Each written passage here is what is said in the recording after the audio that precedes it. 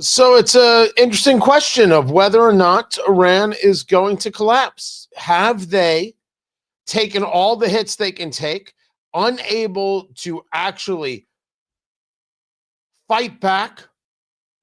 Trump is demanding unconditional surrender, and Democrats won't fund Homeland Security. I'm Tony Katz. The show is Tony Katz Today. Radio show's coming in. Let's begin. We obviously see those, those folks every single day. They do great work here in Connecticut. I am so sad that they are working for a president that is committed to this scale of illegality and brutality.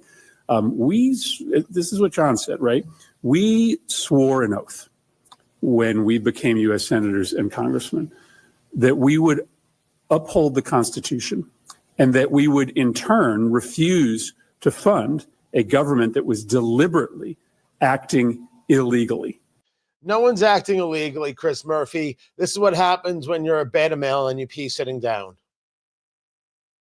Well, I'm sorry, was that too soon? Was that too early in the show? Did I have to wait? Because I'll come back to that. No? Tony Katz today. Good to be here. Good to be with you. No one is acting illegally. No one is acting illegally regarding Iran. No one is acting illegally regarding ICE. No one. That's a lie.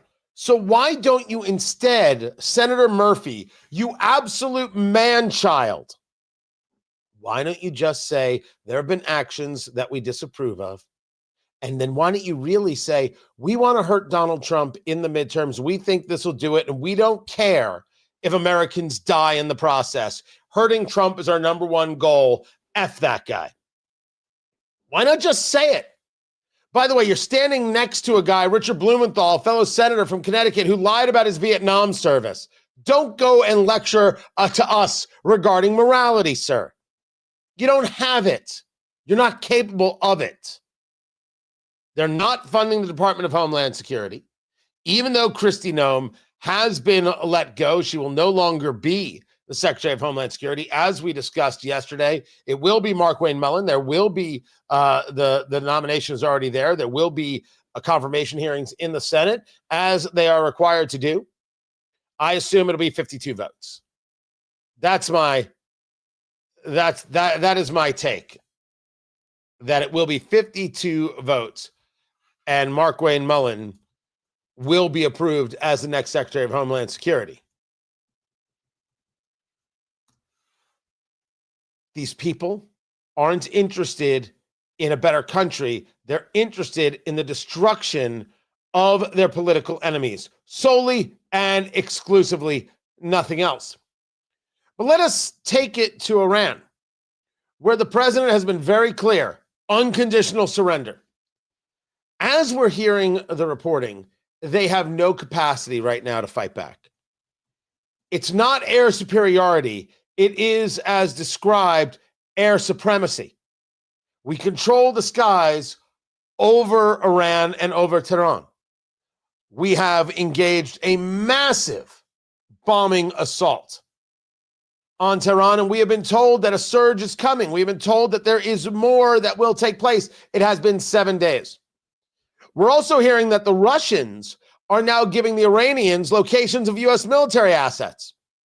Well, if that's the way they want to play it, if that's what they want to do, I'm not sure how the response is going to go. I can't tell you whether or not there is going to be some type of retaliation against the Russians for aiding the Iranian regime.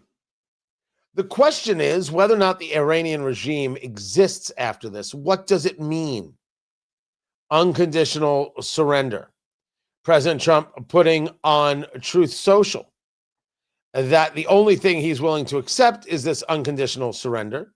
There'll be no deal with Iran except unconditional surrender. After that, and the selection of a great and acceptable leader, and he puts S in parentheses, meaning leaders, we and many of our wonderful and very brave allies and partners will work tirelessly to bring Iran back from the brink of destruction, making it economically bigger, better, and stronger than ever before. Iran will have a great future. Make Iran great again.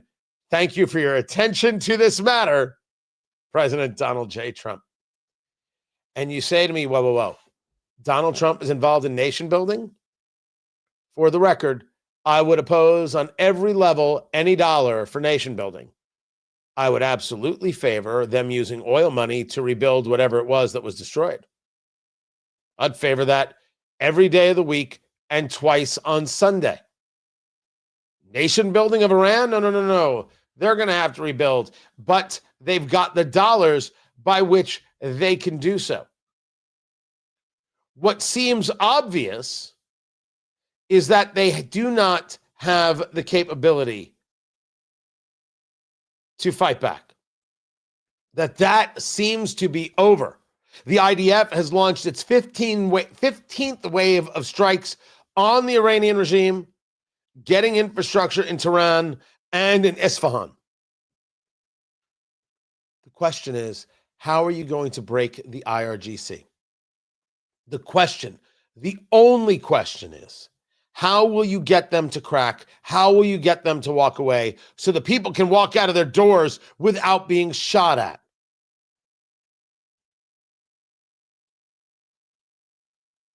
That is the question. And I don't have that answer. Don't have that for you. But I can tell you that we do have a very interesting look at who our allies are. This is Keir Starmer. This is the Prime Minister, and we have discussed that he has been absolutely wimpy on this subject. This was him, I believe, this morning. The long-standing British position is that the best way forward for the regime and the world is a negotiated settlement with Iran where they give up their nuclear ambitions. Now, that's why I took the decision that the UK would not join the initial strikes on Iran by the US and Israel.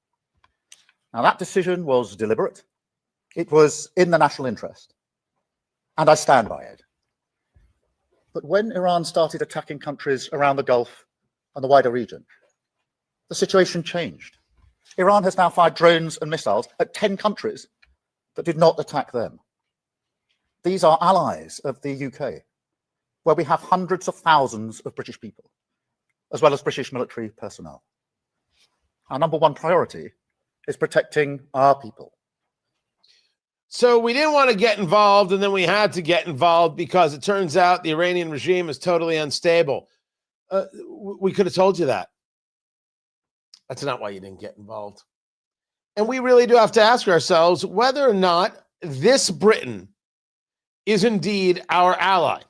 Oh, so Tony, we have to agree with you about everything in order to be an ally? Let's start with a baseline. If you don't agree that the Iranian regime is a terrorist regime, we can't agree about anything. We're not going to agree about anything. Which leads us to Democrats. There was a vote, a non-binding resolution that reaffirms that Iran is the largest state sponsor of terrorism in the world. Very simple stuff. Stuff that we know to be true. Iran sponsors terrorism. The end. When they had this vote a couple years back, or maybe it was just last year, it was 420 people to one person. I forget who the one person was right now. Someone, if they want to look it up, I'd appreciate it. This vote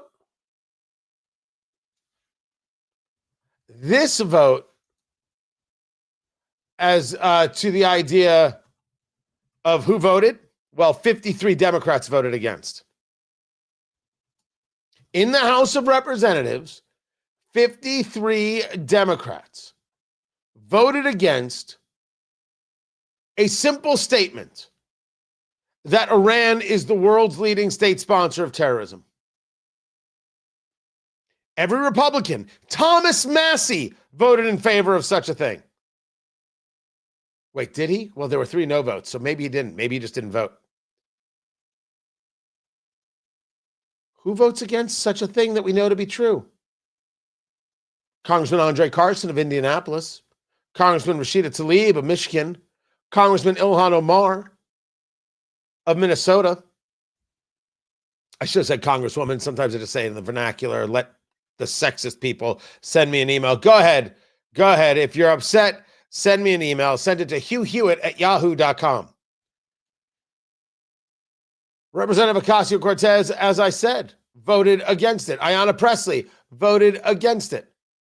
McIver, the one who tried to enter the ICE facilities in New Jersey and was attacking ICE agents, voted against it. Ro Khanna voted against it.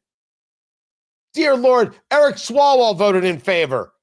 How much of a leftist do you have to be not to vote for something that is so obvious? So our issue is not just with Great Britain.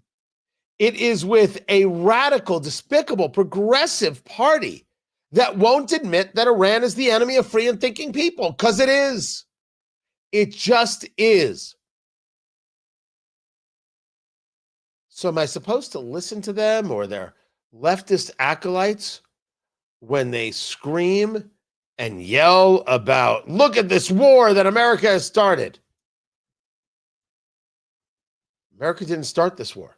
Just make sure we keep that in mind. This got started when the Iranian regime took hostages in 1979.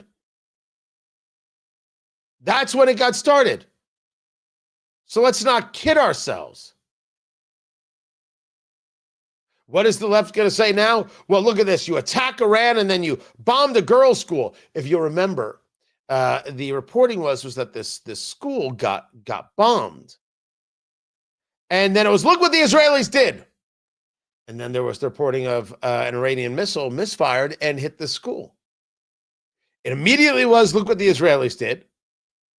Then it was, looks like Iranian misfire. Now the United States is looking at it because what if they hit the wrong target? And what if they hit this school that killed 160 girls? That's horrifying. And there are people who are going to be called to the carpet on it, and I would argue rightfully so. Rightfully so. I want to make sure that my position is clear. We're all on the same subject. The left does, the political right, I should say, doesn't want to call it a war. The left is calling it a war, and they're saying that's why you need to have Congress declare war and all that. The right is calling it a conflict. And for the record, the president is well within his authority with the War Powers Act. He just is. There's no debate here. End of list. Thank you, Cleveland. Good night. I don't care what the left says. The president is well within his authority. When you make a mistake, if the mistake was made, well, some people are going to have to answer for why they made the mistake. But, you know, they call war hell for a reason. I don't like this. I want to know what happened. Investigate away. That's the difference between us and them, by the way. They killed 160 kids. They'd be like, great. Oh, by the way, I'm not so sure I believe the number because that's what Iranian state media is reporting. What am I going to do? Believe them like I believe Hamas? No thanks. Not going for that game. But you'll notice we take it seriously that we are now investigating. These things will happen, and this is awful. Does that change my mind about taking out the Iranian regime, which has murdered tens of thousands of Iranian citizens? Never mind their attacks on Americans, whether it's citizens or whether it's members of our military. Not for a second. The weakness of the left does not move me at all. I do not cower in the corner from their screaming, yelling, caterwauling, and clutching of pearls. They aren't serious people. They won't even recognize that Iran is the state sponsor of terrorism. 53 out of what? 212 are there? 25% of Democrats can't even admit that Iran sponsors terrorism? No wonder you see all the insanity on social media that you see. These people aren't serious. They're not serious. I'm waiting to see whether or not the regime folds, whether it collapses. And I'm waiting to see what leadership comes in place. And I want it written in stone that it will be no one connected to the Ayatollah or the current ruling class of mullahs, hardliners, and clerics who are murderers and abusers. And then when Iran is no longer a terrorist regime, let us look to see what happened in every action and who amongst us needs to be held responsible, because that's who we are. I'm Tony Katz. This is Tony Katz Today.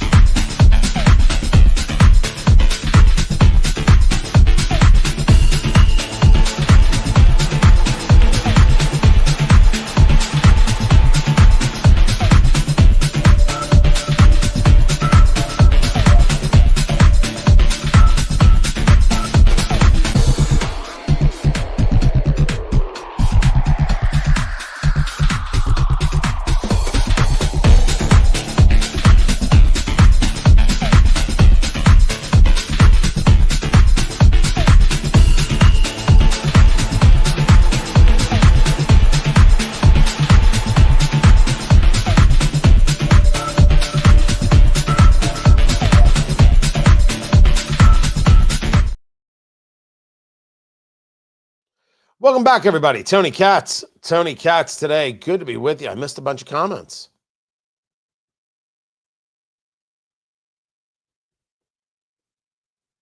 Everyone's saying hello to each other. Everyone's being personally. By the way, so one of the things we're talking about, I'll have my interview with Guy Relford, Second Amendment attorney. A person can drink alcohol and still have gun rights, so why can't it be the same for weed? This was actually something discussed in this Hemani case, and we go over it in the interview, so I look forward to sharing it with you. Fascinating. Because when I first saw the case, I'm like, I am confused by everything I'm talking about. We get into a conversation about possession, no, not of weed, of the firearm. The difference between owning a gun and possessing a gun, that's crazy. So wait for that. What was that, Quiet Supernova? Wait for that, my friend. I appreciate you being here. We're going to get into it. We're going to get into that whole conversation. By the way, why am I saying by the way? Jeffrey's asking, are we talking about breakfast cereals? We talk about everything here. Breakfast cereals are delicious. I'm not going to lie. Honey Nut Cheerios, greatest cereal of all time. But if you gave me a bowl of Apple Jacks, I'd eat them right now. And I didn't get to have them as a kid because my mother didn't love me. I don't want to talk about it, producer Landon. I don't.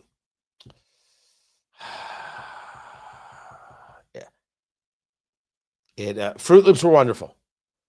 Fruit Loops were absolutely wonderful. But I'm still with the Apple Jacks. Still with the Apple Jacks.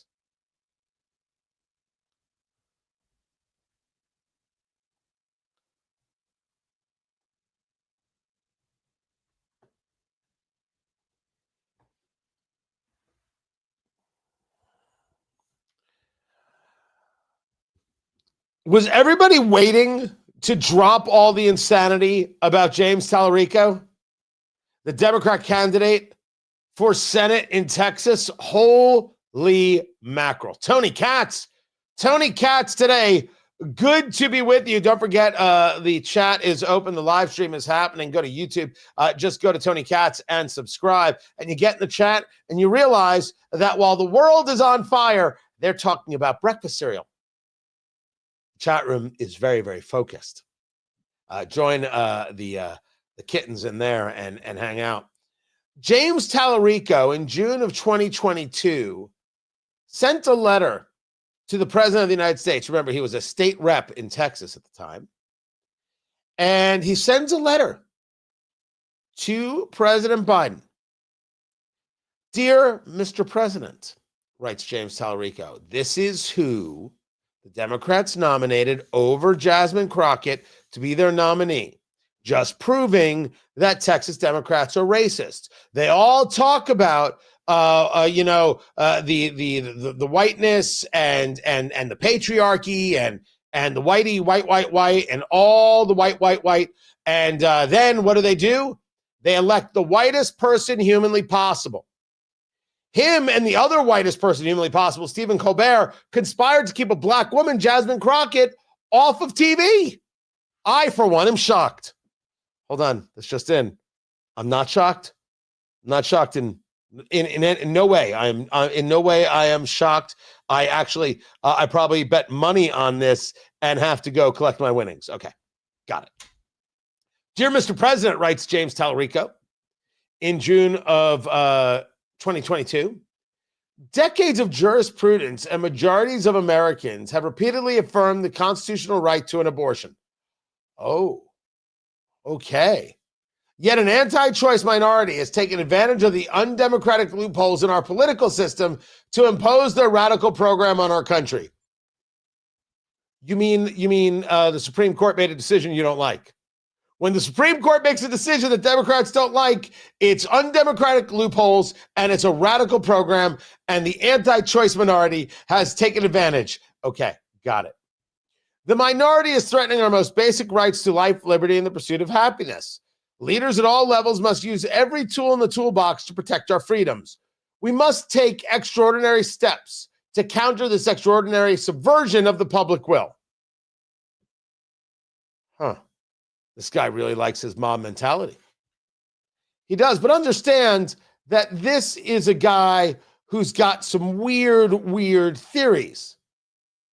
This is James Talarico a few years back. For me, prophetic voices like Jesus have helped me reckon with my own whiteness, my own masculinity, my own certainty, my own ego. It's a never-ending process, and it's a painful process. I'm sorry. What? He's there to church. He's speaking to people assembled. Oh, did you need to hear that again? Hold on. Everyone's screaming no, but I know you mean yes. For me, prophetic voices like Jesus have helped me reckon with my own whiteness, my own masculinity, my own certainty, my own ego. It's a never-ending process, and it's a painful process. I have no idea what he's saying, and neither do you. None. But when you are a progressive, these are the kinds of ridiculous things that you say. That brings us back to the letter where he wrote to the president, on behalf of my constituents, I urge you and your administration to consider taking the following executive actions to protect the right to an abortion: leasing federal property to abortion clinics on federal lands or in federal offices, hiring abortion providers as federal employees to provide immunity from state lawsuits. He wanted abortions to be performed in government buildings in response to decisions from the Supreme Court. He's the Democrats' candidate for Senate. I'm Tony Katz. Yeah. By the way, you think I can make this up? There's the letter. There it is. There's the letter. I don't make up anything. I don't lie about a damn thing. By the way, it's true. I don't. The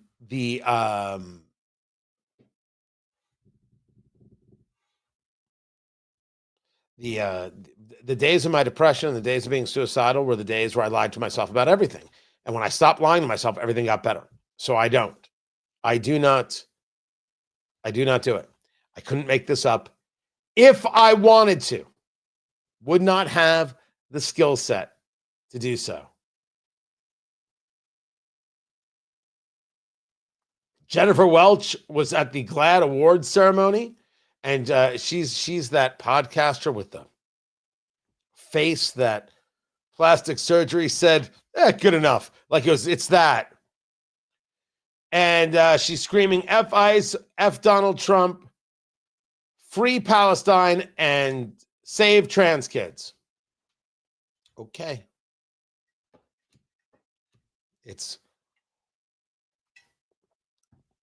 These progressives are just wholly diseased.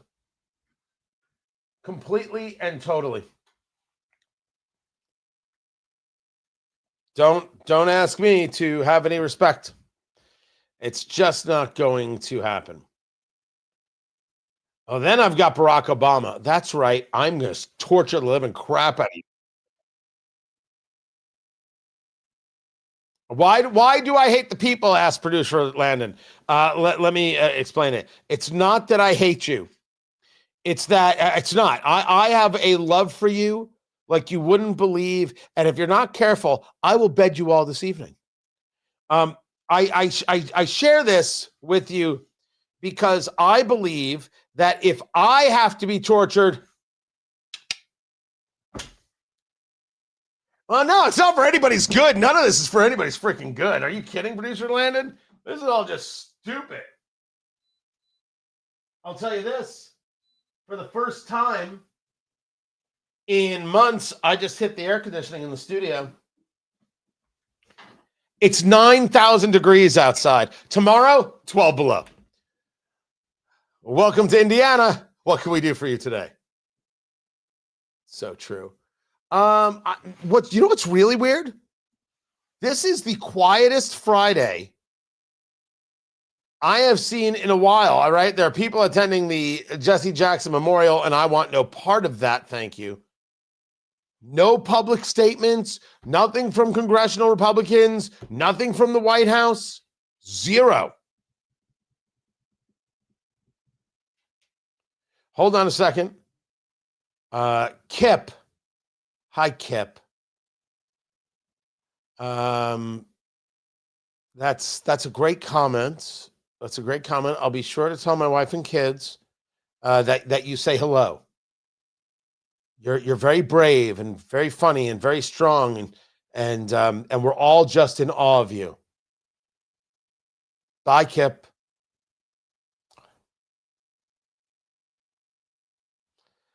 Good Lord. People, I mean, it's that all day, every day. You're right, Beth. You're right. He is correct. I do not have a girlfriend. Accurate. Dang it. How did I miss that line? Oh, Beth, you stink to high heaven. How did I miss that? Oh.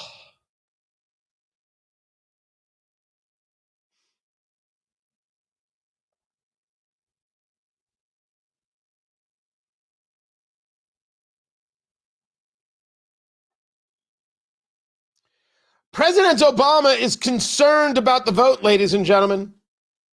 I mean, he's not concerned enough to pass the SAVE Act, but former President Obama is all in his feelings about some things. Tony Katz today. Good to be here. Good to be with you live streaming on YouTube. Check it out for yourself. Just go to YouTube, go to Tony Katz, boom, subscribe, you're done.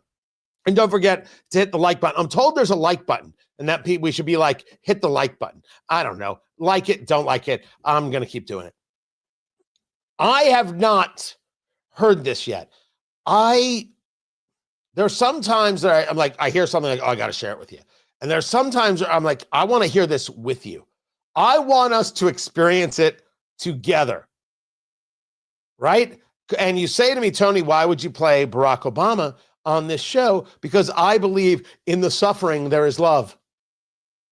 That's a weird thing to say. I don't actually believe that. Let's hear what President Obama has to say about voting, shall we? Free and fair elections are the cornerstone of our democracy. That's why you need to pass the SAVE Act. I'm Barack Obama. Voter ID is good, and people opposed to voter ID are stupid. Voter ID, I'm Barack Obama. What? Oh, we don't know what he says? Okay. Well, he starts with something we can at least agree with. He starts with the baseline that indeed we want free and fair elections. But right now, they are under threat. What? Under threat? What have the Democrats done this time, Barack Obama? Over the past year, several Republican-controlled states have taken the unprecedented step of redrawing their congressional maps in the middle of the decade. Oh, this is an older video. Oh, you want to talk about redistricting, Mr. President? Oh, gosh, I didn't know we were going to talk about redistricting. Let's talk about redistricting with Democratic Governor Abigail Spanberger. Hello, I'm Governor Abigail Spanberger, and I'm voting yes on Virginia's redistricting amendment. Oh, well, according to Barack Obama, Abigail Spanberger, you are a direct threat to the future of the safety of elections in the United States, and something must be done about this. You cannot make this stuff up. When Republicans do it, it is the worst thing that ever happened. When Democrats do it, why are you looking at us? Why are you paying attention? We're just saving America. What's wrong? What's the big deal? Why are you paying attention? Why are you looking at us? Why are you so obsessed with us? All you and your culture wars. You just want to date us. Good Lord. Abigail Spanberger said she had absolutely no intention of engaging redistricting, and now she's saying, my gosh, we have to do this right away. Here's why. I supported the formation of Virginia's bipartisan redistricting commission in 2020, and that support has not changed. What has changed is what we're seeing in states across the country, and a president who says that he's, quote, entitled to more Republican seats before this year's midterms. That's a direct quote, entitled. And Virginia has the opportunity to take action in response. Just a note to the people, you know, I live in Indiana, if you didn't know, and to the Indiana Republicans who did not redistrict. I told you! Oh, you were above it all, were you? You were going to really do the right thing. Do you not understand who you're fighting against? I would appreciate less stupid.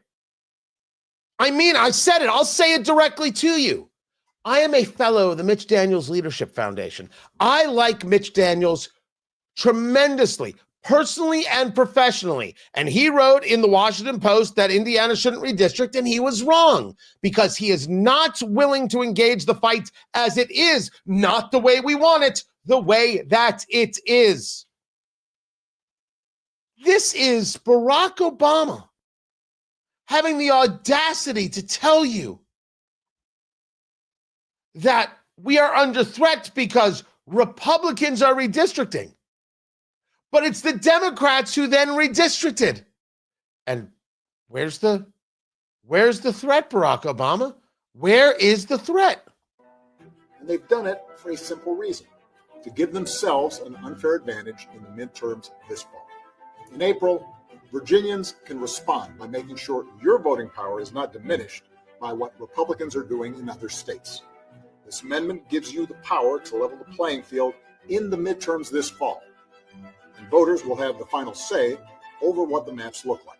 So I guess it wasn't a older video. It is a recent video where Democrats are willing to say out loud, yeah, it's okay if we do this. It's just not okay if they do this. Republicans are amongst the dumbest people on the planet because they have no concept of how to fight. I am very big on this idea. The idea of what it means to fight and making sure that we apply definition to it. Because people think that, you know, that fighting is something physical. No. It's leftists who scream, punch a Nazi. Well, who's a Nazi? Well, anybody we disagree with is a Nazi. Disgusting, vile people. They're the ones who believe in tearing down cities, setting things on fire. They're the ones on the attack. That's who they are. We have enough video of Antifa to be able to show such things. Fighting is about winning. Fighting is about policy and philosophy. Fighting is about never accepting a narrative. And that's where this starts. Everything Abigail Spanberger and Barack Obama said there's a lie. Barack Obama is a liar. Republicans redistricted in Texas. I believe it was North Carolina. Democrats redistricted in California. And they're trying to in Virginia and Maryland. And they're trying to in other states. If it's wrong, it's wrong. And we should be clear that I don't believe that it's wrong. I have never said that it's wrong. Redistricting is a political process that can indeed happen in the middle of a decade. We look at redistricting as something that happens with the census. The census determines population. A representation in Congress is determined by that population, and then new maps are drawn based on that. You could argue that Republicans had no need to engage redistricting because when you take a look at what's going to happen in 2030, with California losing seats and other of these left-leaning states losing seats, things are going to move anyway. Well, that is true, but the president wanted to push redistricting. If I was advising him, I'd tell him, nah. But I didn't get to advise him, and Texas did it. I said at the time, well, then that's an issue for Texans. If Texans don't like it, remember, nothing would change to their local representation, their statewide representation. They could vote those people right out. But there's nothing illegal about mid-decade redistricting. Nothing. Every argument's counter is a lie. Do not believe lies. Do not buy into lies. Do not buy into that narrative. It is legal. It is a political process. Now, you could argue that you don't like it. Okay, I can accept that. But it is a legal process.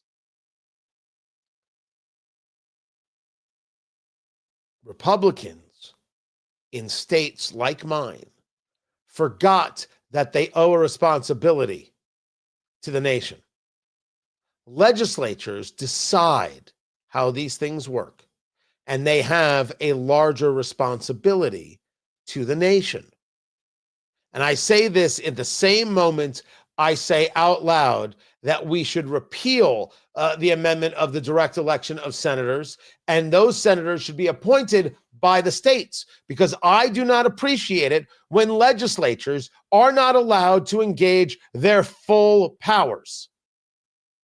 Nothing could be more important than the representatives of the people, local to the people, making the decision about representation in Washington that will best represent them and not represent a political party.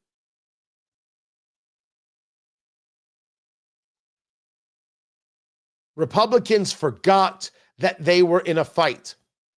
They thought they were engaged in a concept of civility.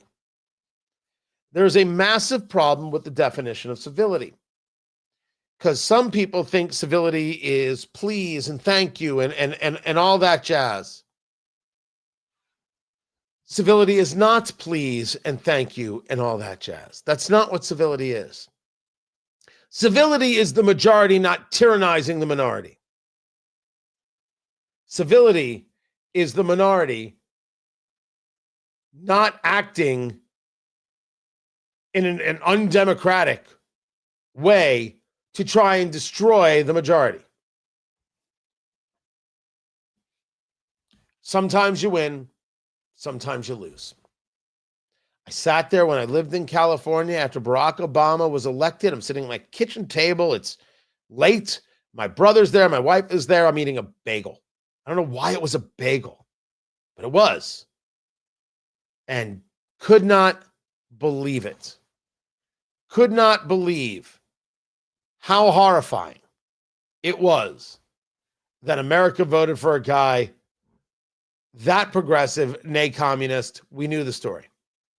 But they did. What did I do? Tried to get Mitt Romney elected. Turned out Mitt Romney didn't actually want to get elected because he beat Barack Obama in the first debate, and then he decided, nah, I'm good. That's what happened. You can say anything you want about Romney right now, post-Trump, but then he had it, and he allowed Candy Crowley to decide how to talk for him in a debate.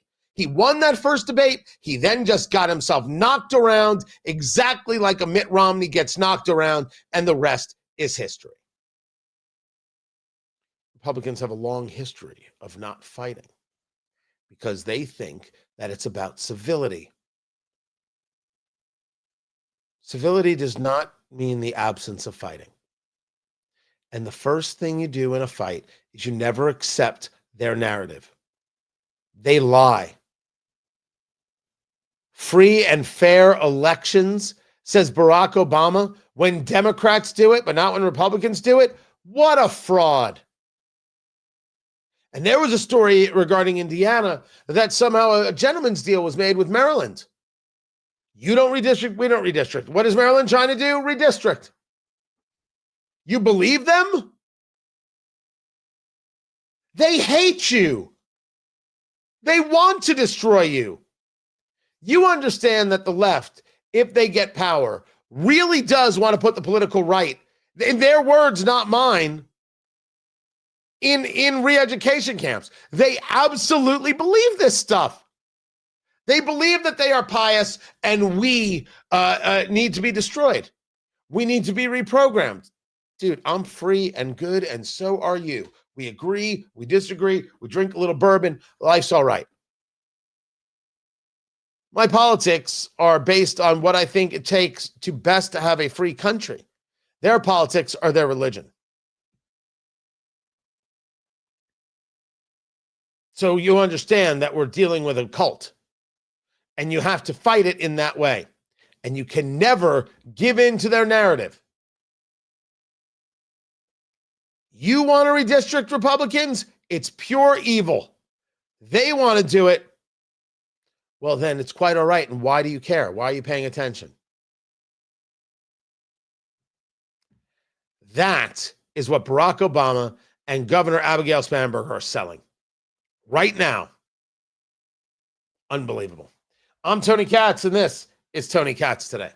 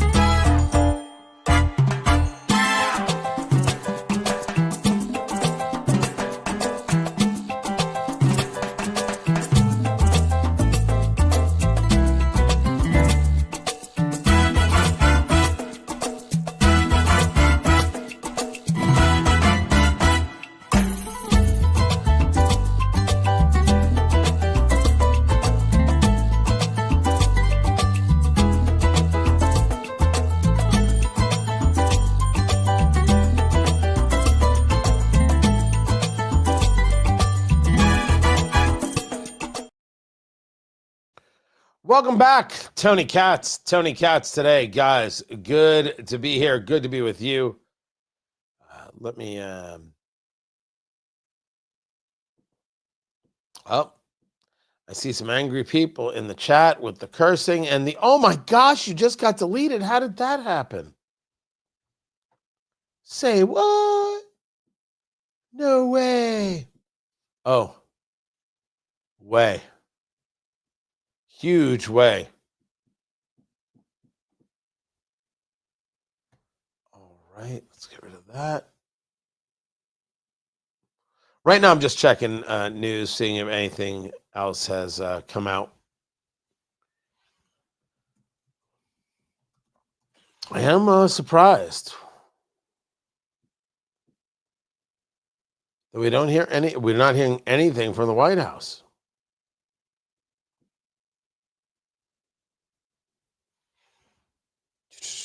Let's see.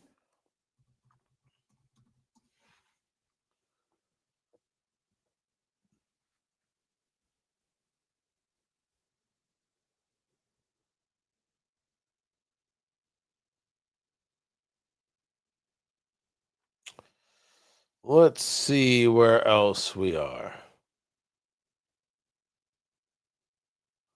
Oh, no kidding. All right. I've got that. And then I've got a conversation with Guy Relford. Then we've got a conversation regarding the socialists. I will get to. It's an interesting because there's a poll that Fox News had regarding capitalism or socialism, and it needs to be aggressively discussed because it's super dangerous. And then, there was this woman stabbed to death by an illegal immigrant in Virginia, and you've got law enforcement in Virginia, legislators in Virginia blaming Trump and ICE. True story. True, insane story.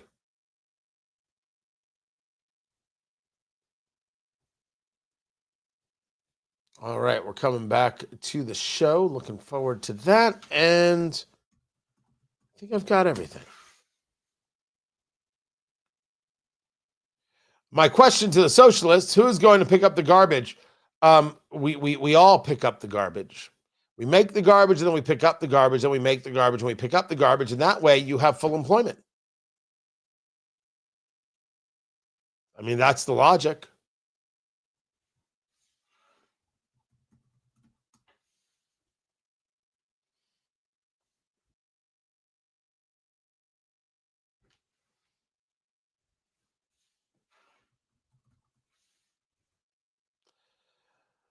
Oil prices making their move upward today.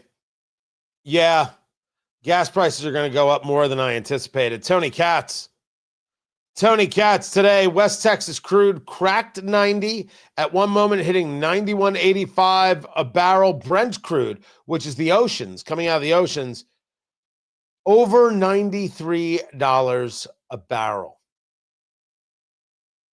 That is rough. That is rough stuff. This because you have a closure in the Straits of Hormuz. And once you get the strait open, this will start dropping. This has got to be a key focus of the United States. You absolutely knew that this could happen. This is not surprising at all. Surprising that a petition to require voter ID that says only U.S. citizens can vote has gotten more than 875,000 signatures, which was the threshold. It has 1.3 million signatures, and this is California. California Voter ID Initiative, 1.3 million signatures across every county, 58 counties in California. Which means on the ballot it goes, because this is how California works, unless Gavin Newsom is going to try and pull a fast one and say, no, we're not going to allow that. So, why would we ever have anybody opposed to voter ID? Something else Republicans have to start talking about. Democrats want fraud. Democrats are trying for fraud. They are fine with fraud. Everyone in America wants voter ID except for progressives. They're desperate for fraud. Look at these fraudsters who want to steal your vote from you with having people here illegally vote. Disgusting, despicable. Don't vote for them. Get out and vote, and don't vote for them, and make your voice heard. If we get enough decent people, we can beat the fraudsters and then pass the legislation necessary to ensure our safe vote in America. Democrats can complain all they want. Keep at it. Don't stop. Don't rest. Don't quit. I mean, 1.3 million people in California. How much more proof do you need? I'm Tony Katz. This is Tony Katz Today.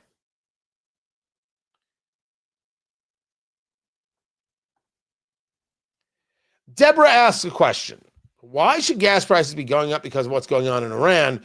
Don't forget oil from other countries as well. I'm certainly not. But you have oil from Iraq and other places that comes through the Straits of Hormuz. And you have the market doing what the market does, which is reacting. This thing happened, therefore we engage this reaction. That's what it is. And if you have these major oil producers, these oil producing areas where they're not able to get the oil to the market, you still have demand and you have less supply. Price goes up. So yes, there are other places. I wholeheartedly agree. Wholeheartedly agree. But right now, the reaction is, I don't know if any of it's rational. Would have been rational if it was only at $88? Would it be rational if it stayed at $77? It has to be over $90 to be rational, $100. That's just it. This could all come down on Monday. This could all come down in another hour. So let us take it slow and easy. I've got my interview with Guy Relford coming up in a little bit, and we will go on from there. The radio show is in break, so we're going to take the break right now. So smoke them if you got them. Hang loose, and we'll be back in a little bit. Stay here, guys.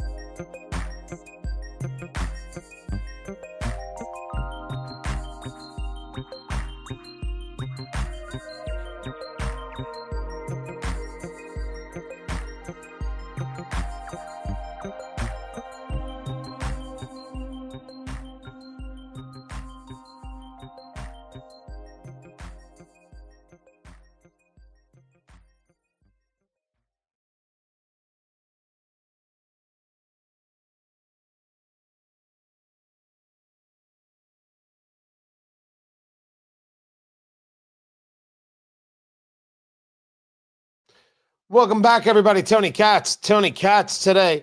I'm going to bring you my conversation with Guy Relford, Relford Law, Second Amendment attorney, Second Amendment expert on this Supreme Court case, which is very interesting, about weed and firearms.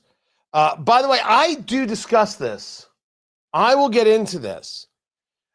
Trump actually discussed the idea. First of all, he wants absolute unconditional surrender from the Iranians, and then said that we would help rebuild. I'm not interested in rebuilding. I am very interested in getting their oil to a world market and helping them use that money to help them rebuild. So if that's the argument, which I believe is the Trump system, I get it. But if we're making the conversation of we should be spending our money to rebuild Iran, no. They can use their money to rebuild Iran. 10,000% is what should happen. Let's get back to the shows. We're coming back to the radio show. My conversation about the Second Amendment and weed.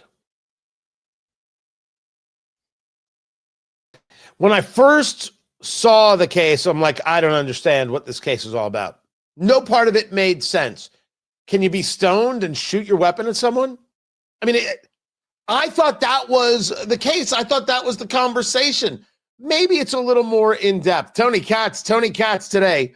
Good to be with you. This is the case, the United States versus Hemani. The United States versus Hemani, Hemani, where the Supreme Court has already heard the case. And this was a question of whether a habitual user of marijuana is still able to possess a firearm.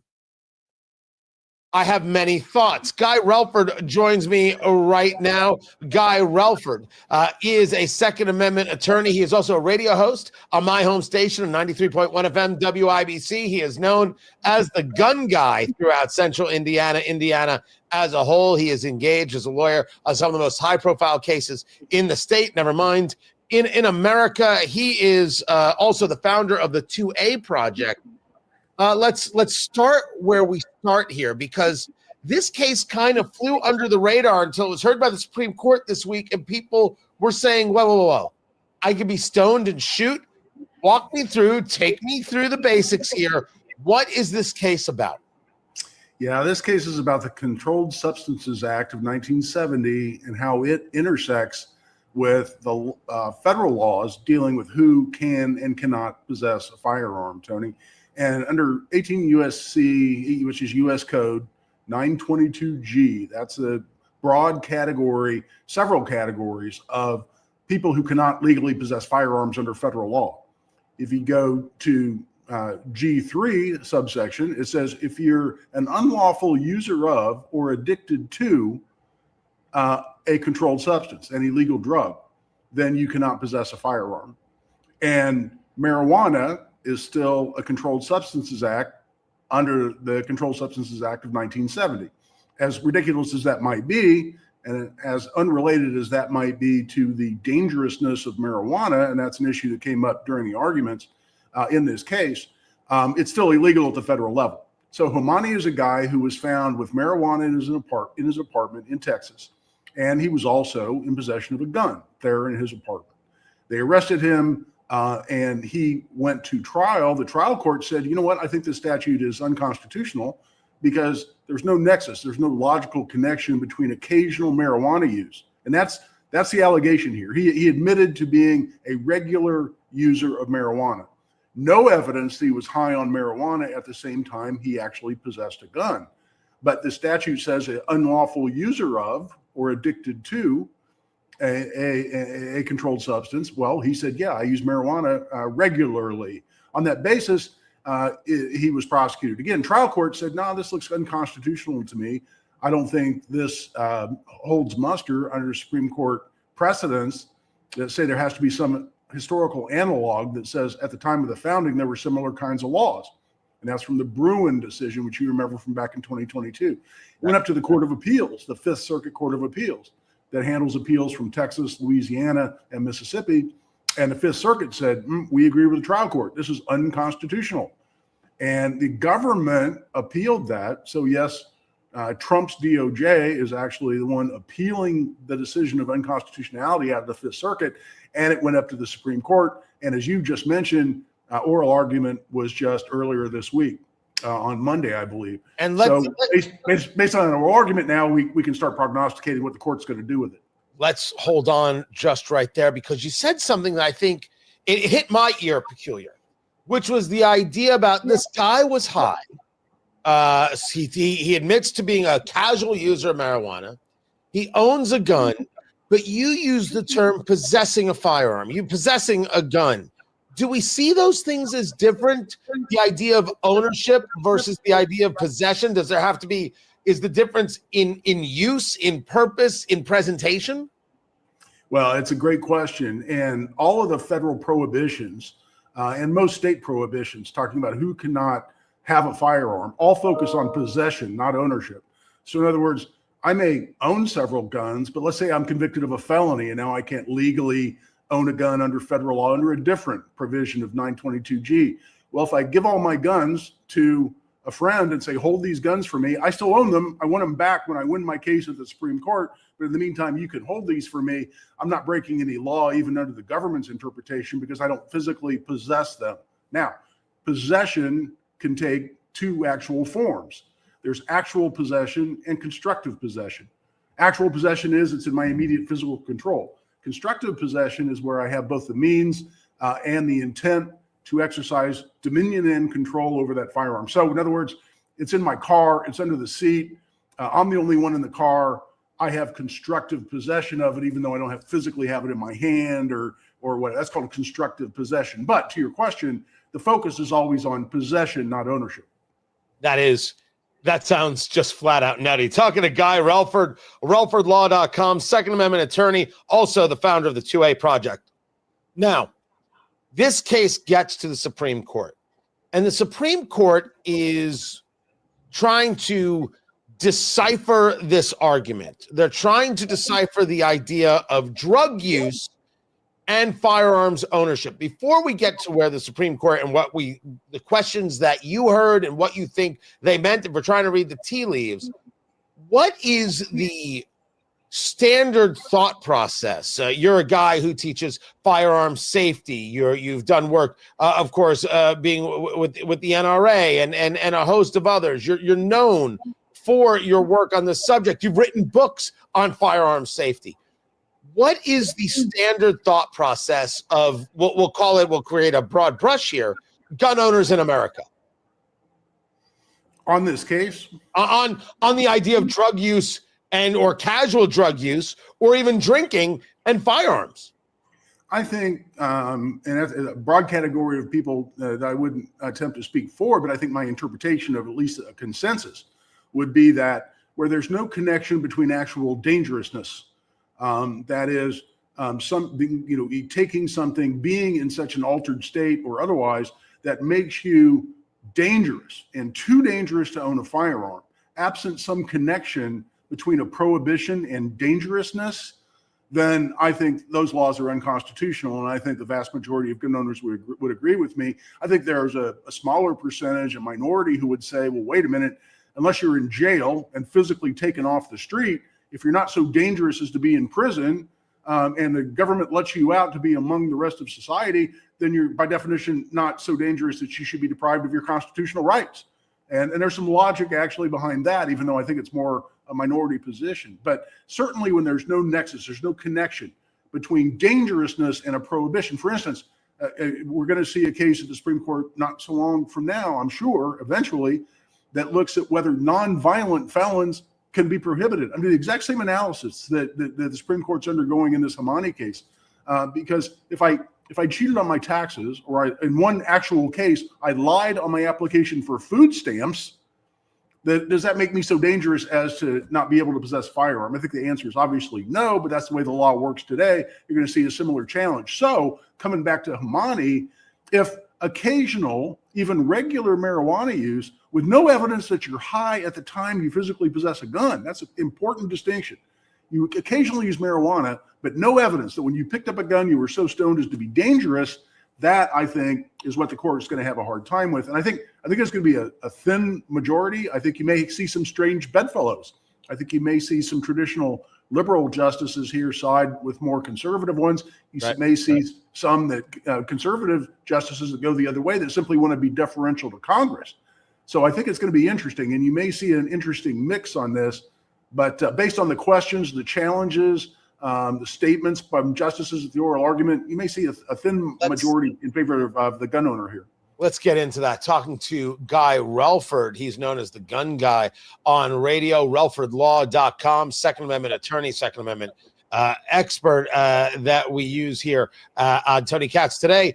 And when you take a look at how the Supreme Court was asking the questions, this is how Shooting News Weekly put it.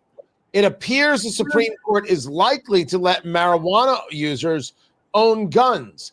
And then there was this going back to October of 2025, when this case was first known about. This was Gun Owners of America, gunowners.org, which I do not have any connection with. I don't know if you have any connection with.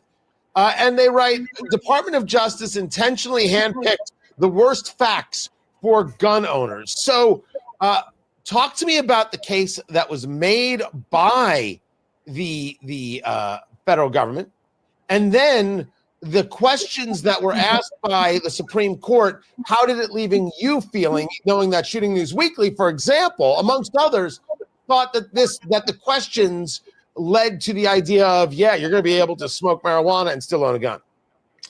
Yeah, I'm less than cautiously optimistic. I think, again, if I had to bet the mortgage, my prediction is you're going to see a thin majority in favor of the gun owner here, but I would not be surprised by to see it go the other way. I don't think it'll be a big swing either way.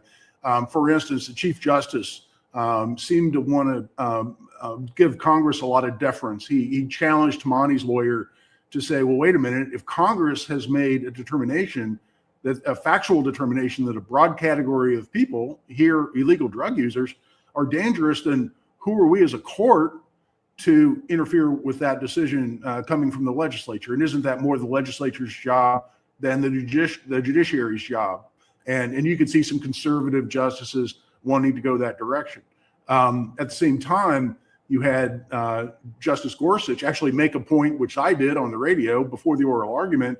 I made the same one on the radio, which was, hold on, if the analog here that's required, the justices have to cite some historical examples of regulations under the Second Amendment that were deemed appropriate and constitutional under the Second Amendment that are similar, that are analogs, that apply the same logic.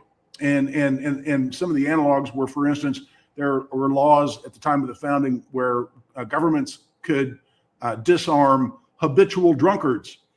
And the government said, well, there you go. If you can disarm habitual drunkards, we can disarm habitual marijuana users. And Justice Gorsuch said, hold on, that's drunkards, not occasional users of alcohol. And there's a big difference, because here he was an occasional user of marijuana. He wasn't. There's no evidence he was so high as to be incapacitated. And the drunkard statute from way back in the day, we're looking at people who couldn't manage their own affairs because they were drunk all the time. That's not what we're dealing with here. And by the way, if you're going to say that applies to occasional users of marijuana, you just disqualified all of the founders. Excuse me, regular users of alcohol is what I meant to say. If you're trying to say that applies to the occasional, even regular use of alcohol, then you just disqualified all of the founders. And that, it was a powerful point. It's one I made on the radio before the oral argument. And I think that indicates where Gorsuch is going to go. But it's going to be an odd combination of justices on this ruling, is my prediction. Do you find, you talk about Van Bruin and some of the other decisions that even the late Ruth Bader Ginsburg was in favor of the gun owner, and the right to keep and bear arms means on one's person. Do you think that they engage some of these kinds of responses and decisions in favor of gun ownership with resentment? Like they're really left no course because the Second Amendment says what it says and doesn't say what it doesn't say. Do you find that the court would like to find an out? Like, for example, when you talk about John Roberts saying, well, Congress isn't Congress, that is standard for him. That goes back to his position on Obamacare and a host of other things, and just recently decisions. Do you find the court searching for a reason to turn down the gun owner? Or has the court become, at least this court, kind of accepting of the fact that the gun owner has rights, and it's simply, there's nothing that's going to change that? I think it depends on which justice. I guess there's a mixed bag to answer your question. For instance, I think Justice Thomas is a firm believer in the Second Amendment. He's the one that consistently comes out after the Supreme Court denies certiorari in cases where they won't review a case. He says, come on, we got to start taking more of these cases. The Second Amendment is not a second-class citizen when it comes to the Bill of Rights. It occupies equal stature with everything else in the Bill of Rights, and we need to start treating it as such. He's a true believer on that. I think Gorsuch is strong. Amy Coney Barrett and Justice Kavanaugh have both written very strong opinions, even as Court of Appeals judges before they became members of the Supreme Court, that indicate, I think, a strong pro-Constitution, pro-Second Amendment leaning. I think others are more resigned to the fact, as you said, the Constitution says what it says. But I think here you may even get some more traditional liberal justices, and I'm thinking here about Sotomayor and Kagan, those two justices who may be more focused on the marijuana side of it than the Second Amendment side of it. But to say, hold on, what's the rationale for depriving this whole class of people? When there's not been a designation, there's not been any kind of fact-finding of dangerousness when the scheduling of a drug occurs. And what I mean by that is this, is marijuana is currently a Schedule I drug under the Controlled Substances Act of 1970. That means it's up there with heroin and methamphetamine and cocaine as being one of the worst in terms of being addictive and worst in terms of harmful effects and potential for overdose. And to put marijuana in that same category is somewhat ridiculous. And there's some interesting history behind that that has a very much of a political bent to it, which is interesting history. But when in deciding that marijuana went in to be scheduled at all or to become a Schedule I, Congress never made any kind of fact finding as to whether or not being high on marijuana makes you dangerous, makes you more inclined to commit some violent act than any other drug, prescription or non, controlled or non. And a lot of justices in this oral argument focused on that to say, hold on, you're saying Congress made a broad prohibition based on their determination that certain drugs make you dangerous, but that's not what happens when you put a drug into a particular schedule under the Controlled Substances Act. They categorize them on entirely different set of criteria, which are things like addictiveness and potential for side effects and harm and overdose and death.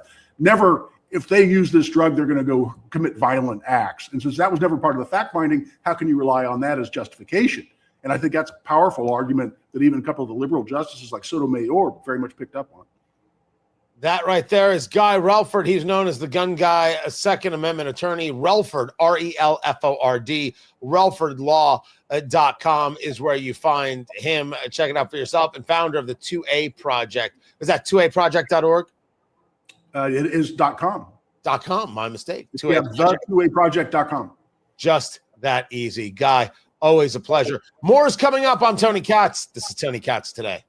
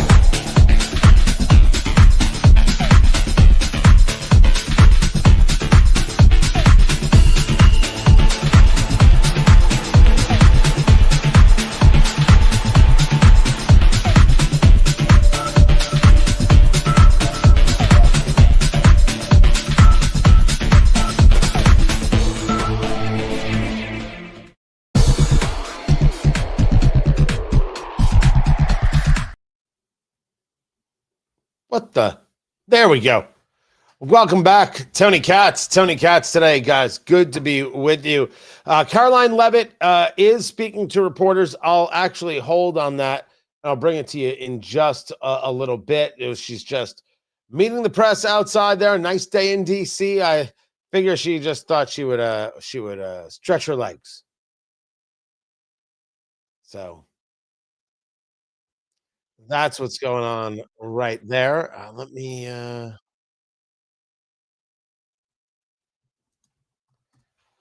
respond to some people who are watching the show here, there, and everywhere. Appreciate that. Appreciate you being here, being a part of what's going on.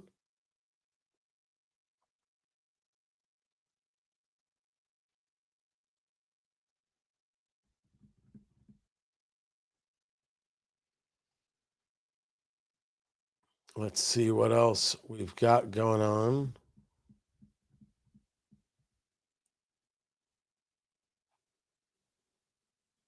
There we go. Beautiful. Did I miss comments? I apologize for that.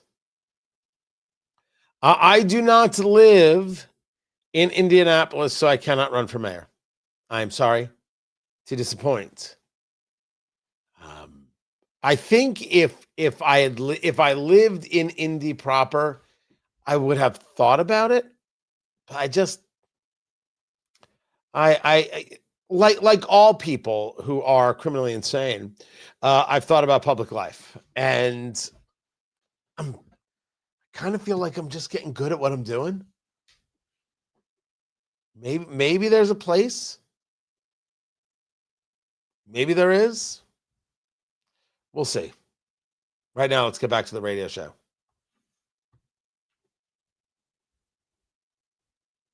Message to Americans who think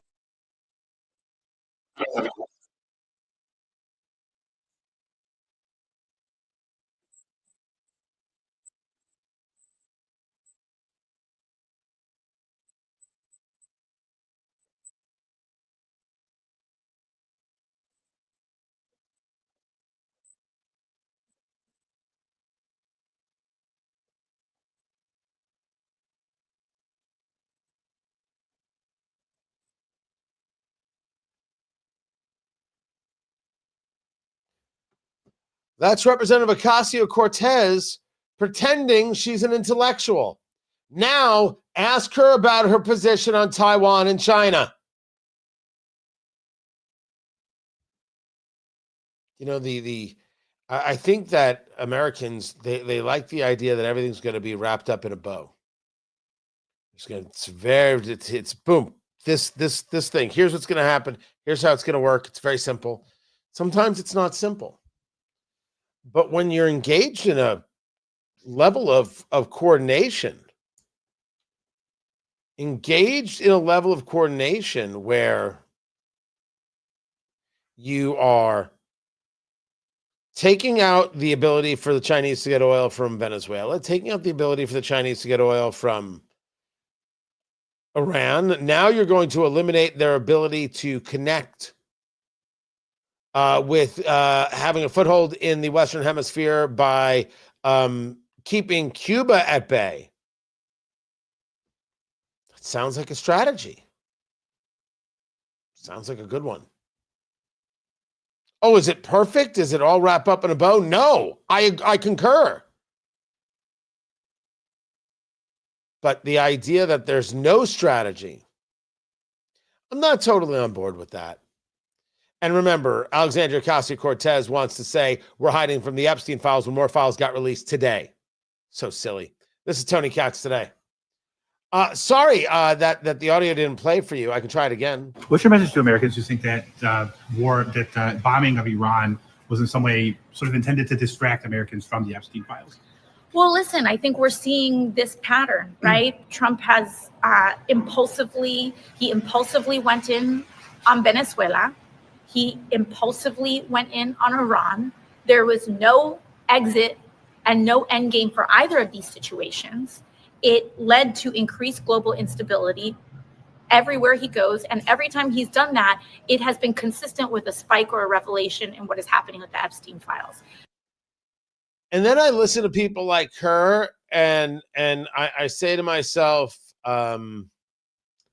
maybe I should run for Congress, because honestly, how tough could it be? Seriously, she's there. How tough could it be? I don't think that coincidence is something to dismiss off the cuff. I think that he feels existentially tied to it. And I actually think that it is one reason that he must be removed from office, because if the Epstein files has such a hold on President Trump and this administration that they are willing to plunge us and risk world war in order to save themselves politically, that is a person, the definition of someone that cannot make objective decisions for the American people. She doesn't believe Iran and the regime and the support of terrorism is a threat. Just where she's at. She said the words. Don't look at me. Don't get angry with me.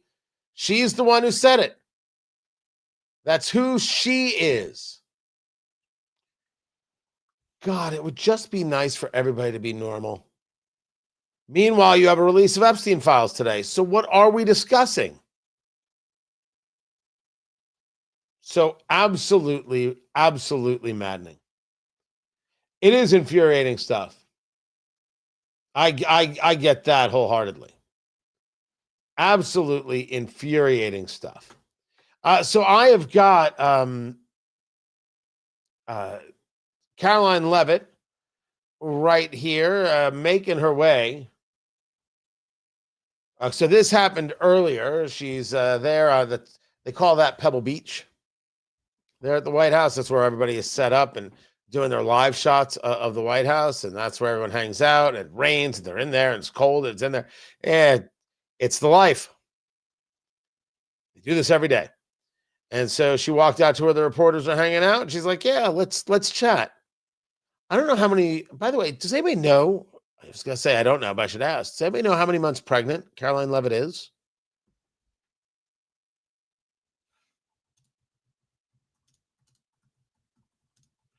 I was wondering if she was going to be.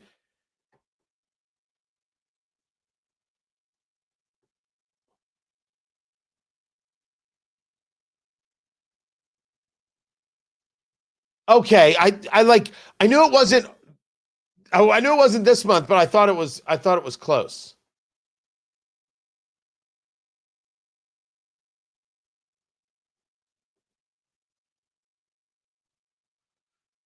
It's March, son. It's 2 months away. That's my point. Yes. It is 9 months for pregnancy, producer Landon.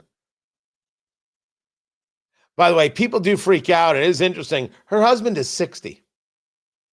She's 28. Now, it is equally interesting that you know who else had a huge age gap as press secretary? Dana Perino. Yes.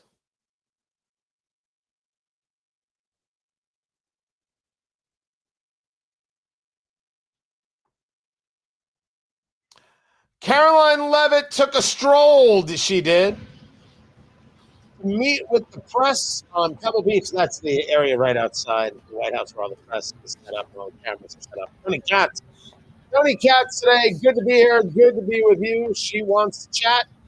We want to hear what she has to say. You've got the war with Iran. You've got, of course, the inability, the unwillingness to fund the Department of Homeland Security. From the Democrats, the firing of Kristi Noem. I don't know. Can we hear her? Do we have this all set up? You're getting close to your due date, and so Oh. hi everybody. To There it is. produce American-made ammunitions, weapons.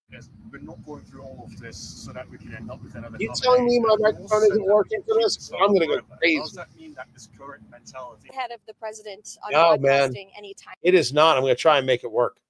I'm going to see if I can put it together because I want to see what she had to say. Trying to figure out whether or not she's got the answers. I thought we had it earlier. No, we do not. That is nutty right there. We will try and get it to you. As for the firing of Kristi Noem, we may have very well been on it. We may have very well been on it when we shared the clip regarding Senator John Kennedy, that it could have been about the money, the $220 million spent on ads. It's what this could have all been about. Meanwhile, let me bring it back to Caroline Levitt here, who started this press conference there outside with the press corps, talking about a whole series of subjects. Here, it's a busy day here, as you all know. The president will be meeting with defense contractors here at the White House in a few minutes with Secretary Hegseth. This is a pre-scheduled meeting, and the purpose of it is to talk about the president's aggressive and fierce support for rapidly increasing the ability of U.S. manufacturers to produce American-made weapons, which we know are the best in the world. The president signed an executive order on this earlier this year. This is a long-held policy objective of this administration. And so he'll be speaking directly with these defense contractors. But of course, as the president has maintained, we have more than enough ammunitions, weapons, stockpiles to achieve the objectives of Operation Epic Fury and beyond. Now, Pete Hegseth has been very clear that, of course, we have the firepower. Let's not be ridiculous. I want to be clear. Of course, we have the firepower. Could we not be ridiculous? Wanting to ensure we have the firepower, I got no issue with that at all. Zero issue with that. And if you want to engage Defense Production Act and look at some companies and say, hey, let's get this going, I think that's fine. I don't think it's actually necessary. And I would be incredibly bothered if it was necessary. And I'd be asking what the hell we've been spending the money on if we are out of bullets or bombs. Wanting to replace the bullets or bombs, that I can appreciate. The questions continued for the press secretary. The president said that we're not going through all of this so that we can end up with another Khamenei. And he also said that we can keep this up forever. Does that mean that this current mentality in Iran remains in place? You're going to have to keep doing the fight. I won't get ahead of the president on broadcasting any timelines. What I will tell you is what President Trump has already laid out, which is that the achievable objectives of Operation Epic Fury, we expect to last about 4 to 6 weeks. And we are well on our way to achieving those objectives. Annihilating Iran's Navy, we know that we've sunk more than 30 Iranian vessels and ships. Their Navy has now been deemed combat ineffective.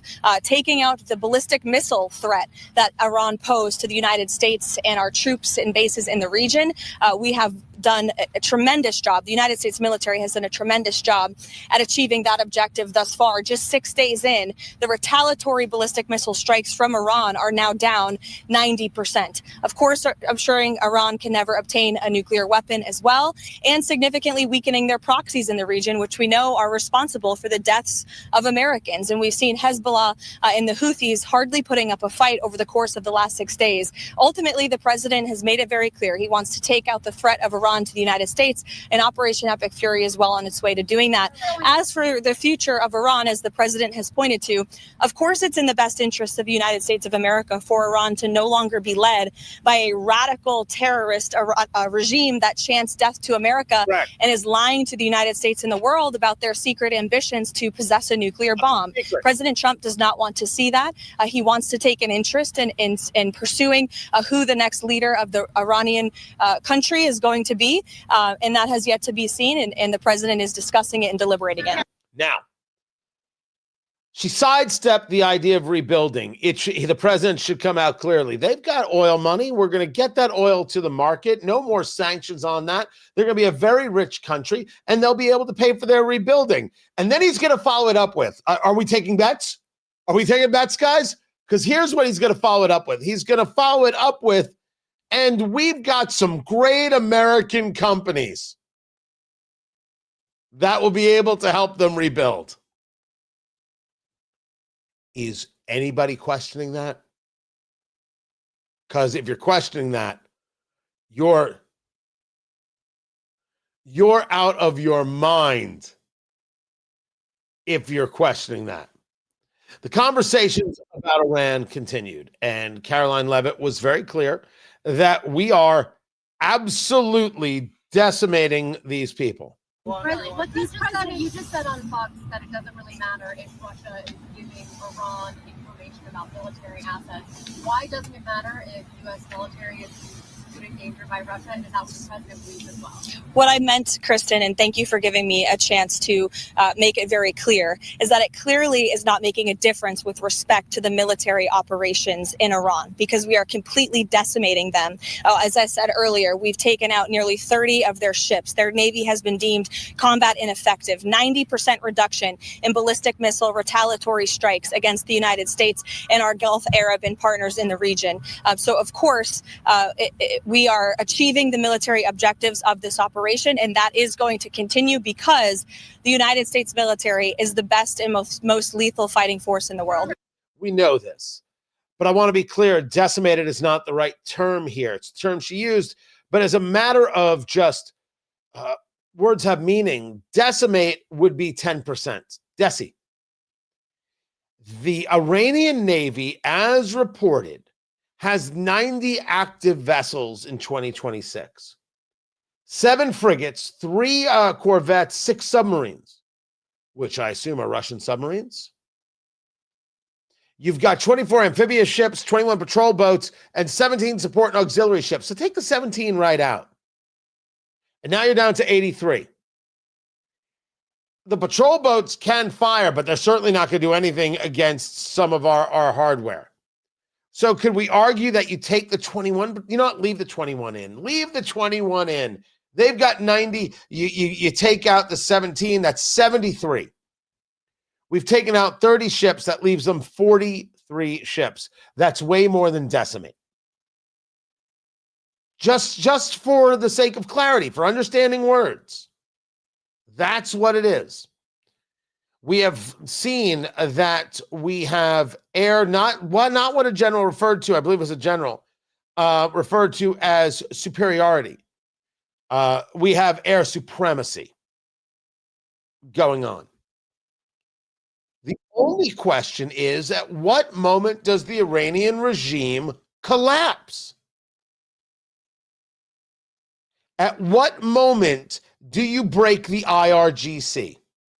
This is the only thing for us to discuss. If the argument is going to be they are shooting less and less missiles every day because they have less and less missiles to shoot, because we take out their mobile launchers, because we take out their sites, because we take out their people, because we take out their command and control. We have control of their satellites. We have control of their television. We can broadcast anything we choose. We can share anything. We can win the propaganda war. At what moment, then, do we discuss the breaking of the IRGC, the Islamic Revolutionary Guard Corps? We have been talking about this since the beginning because we understood the focus of what has to happen. But when Trump says he wants a hand in picking the new leader, and when he says he wants unconditional surrender, what I am hearing, and I'm willing to admit what I am hoping, I am not so naive to think that I'm going to get what I want and that everybody's talking about the same things. What I am hoping is what he is saying, what the president is saying is, no part of the current regime will be part of new leadership. That's over. That is the only way this works. Absolutely no part of the Iranian regime, no Islamist, no one who is Islamist looking, no one who is eastward looking, none of that. Persia must be Persia again. Caroline Levitt was also asked about the firing of Kristi Noem and the soon-to-be confirmation fight for Republican Senator Markwayne Mullen of Oklahoma, who has been nominated to replace Noem as the Secretary of Homeland Security. On the president's decision to tap Markwayne Mullen as the next DHS secretary. Can you talk a little bit about the rationale for the choice, why Mullen was the best candidate in his eyes, and also your message to congressional Democrats who continue to keep the DHS unfunded? Yeah, well, Senator Markwayne Mullen has been a strong friend of the president and a big supporter of the president's immigration policies. Not only that, he's exceptionally talented, qualified, and I know well respected by his peers on Capitol Hill from both sides of the aisle. So we look forward to his expeditious confirmation, and I know the White House will be working with our... Let's be clear. This is not going to be an expeditious confirmation. Please don't try and sell me that. This is going to be painful and stupid, which is actually the name of my new book about the squad. It is going to be awful. For no reason awful. It is going to be the worst. Of course he should be confirmed. There's no reason he shouldn't be confirmed. None. But it's going to be 900 questions about what are you going to do about ICE? How are you going to handle ICE? What is about ICE? Do you think they're going to believe any answer he gives? Because if I'm Markwayne Mullen, if I'm advising Markwayne Mullen, I answer the following. ICE is going to continue doing its job in removing every illegal immigrant anywhere they are, regardless of what they claim and regardless of their family life. They're being removed. We can do this humanely. We can do this well. We can do this respectfully within the confines of the law, protecting every member of ICE and law enforcement first and foremost. If that is not to your liking, Senator Democrat, sucks to be you. It's going to be a clown show. I have to cover it, don't I? Yeah, I do. I'm Tony Katz. This is Tony Katz Today.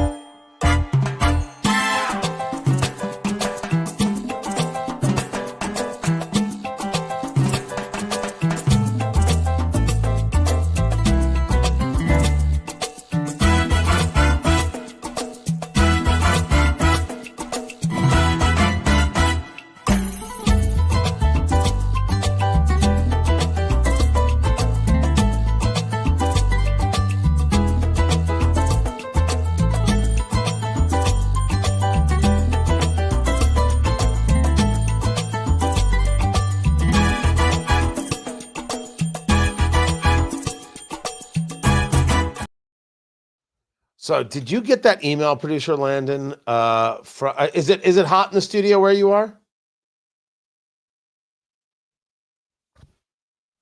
Yeah, temperature wise.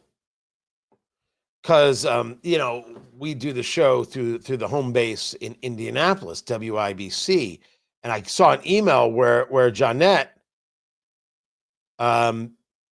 was saying that it's ridiculously hot in the newsroom. Is it? Yeah, go check. You go check. I want to see if this is true. I want to see if it's accurate.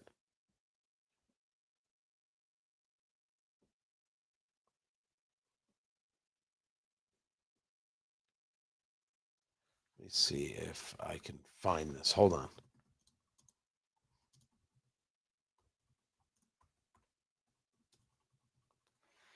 Let's see if I can do this. There it is. So we're in this new building, and it's still under construction. It is crazy. And so they don't have everything organized yet. And there's these, it's just nutty what's going on. So how hot is it? Is it?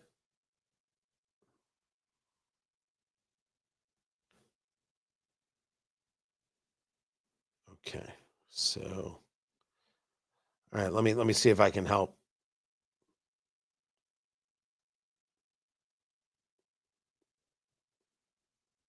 All right, I went to Dairy Queen. I'm gonna send ice cream.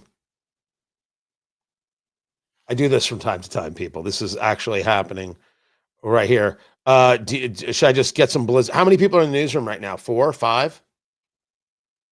Just guess. Okay. What do you want? You want a blizzard? You want like an Oreo blizzard? Oh, look at you. Like, all of a sudden it's like, what? As long as you're ordering, Katz. All right, I'll get. Hold on a second. Okay, so let me go to this. And stop that. Nope, stop. Don't be stupid.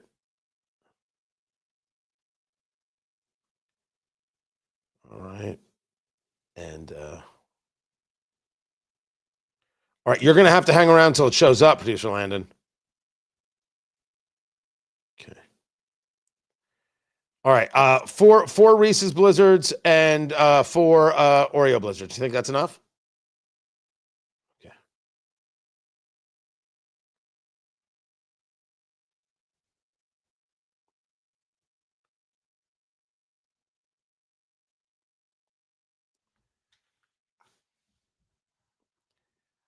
I'm going to dig more into this poll with you. It's going to come back up more than once. Tony Katz today. Good to be here. Good to be with you.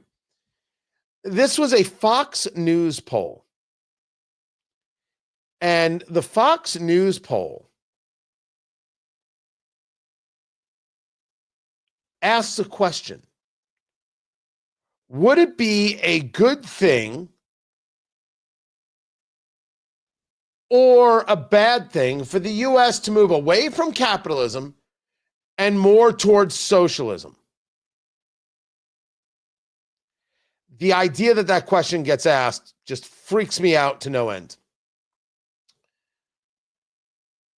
What came from this is that 61% said it would be a bad thing.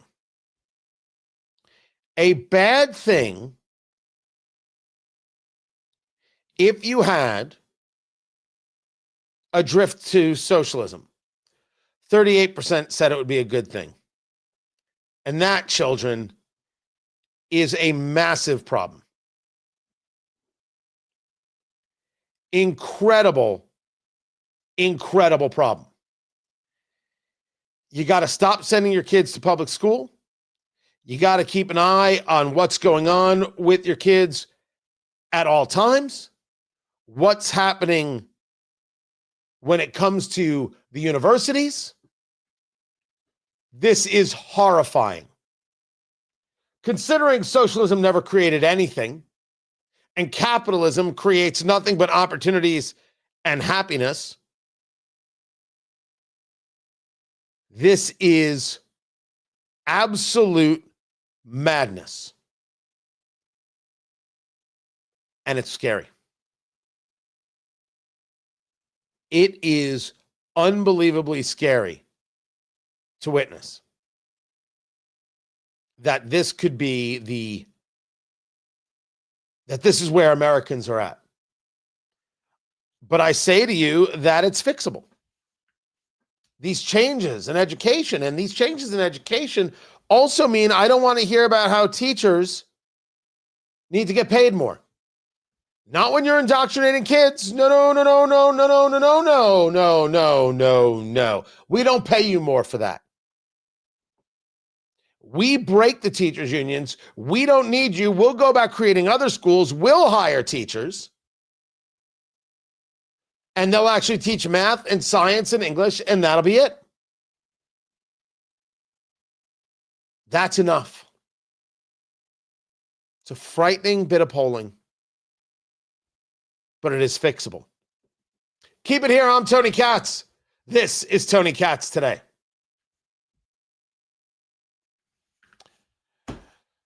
Guys, man, fun today.